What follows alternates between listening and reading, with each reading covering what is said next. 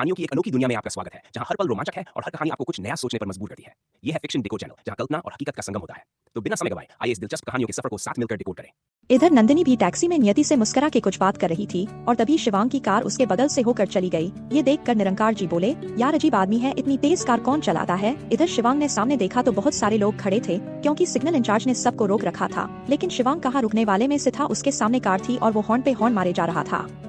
और तभी उसके सामने की कार का आदमी निकला कर बाहर आया और बोला, क्या भाई क्यों शोर मचा रहे हो, हमें भी जाना ही है, अब क्या पूछना था। एक तो शिवांग का गुस्सा खुद ही 900 के पार गया था और उसके ऊपर अब और बरसात हो गई। वो निकल कर बाहर आया और खिंच के एक तमाचा सामने वाले को मारा और फिर उसका कॉलर पक्का लिया और बोला, क्या बोला तू, शिवांग सिंह रजावत के सामने मुंह खोलेगा तू। ये बोलकर शिवांग मारे जा रहा था उसको और सब ये चुपचाप देख रहे थे। एक आदमी बोला, लगता है कि ये नया है, तभी इसने देखा नहीं कि है कौन और मैं किसको बोल रहा हूँ। अब इसका क्या होगा वो तो भगवान ही जाने। ये देखकर निरंकार जी टैक्सी से निकल गए और बोले, मैं देखता हूँ ऐसे कैसे कोई भी किसी को भी मार सकता है। निर्मल जी निरंकार जी को रोक ही रहे थे कि वो शिवांग के सामने आ गए और बोले, ये सब क्या चल रहा है। एक तो तुम्हें खुद कार चलानी नहीं आती है और अब ऊपर से तुम सबको मार पीट रहे हो, शर्म लिहाज है कि नहीं। निरंकार जी थोड़ा सा पीछे हो गए क्योंकि शिवांग से वाइन की बदबू आ रही थी। फिर बोले, लगता है कि किसी अमीर बाप की बिगड़ी हुई औलाद हो।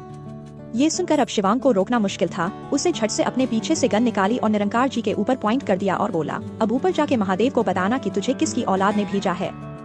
गन देखकर निरंकार जी डर गए और नंदिनी की आंखें बड़ी हो गई और वो निर्मल जी और नियति सब टैक्सी से बाहर आ गए। नंदिनी ने शिवांग को नहीं देखा था, वो तो बस अपने पापा को देख रही थी। वो जल्दी से अपने पापा के बगल में आई और बिना शिवांग को देखे बोली, प्लीज प्लीज मेरे पापा को छोड़ दीजिए प्लीज, वो आपको कुछ नहीं बोलेंगे।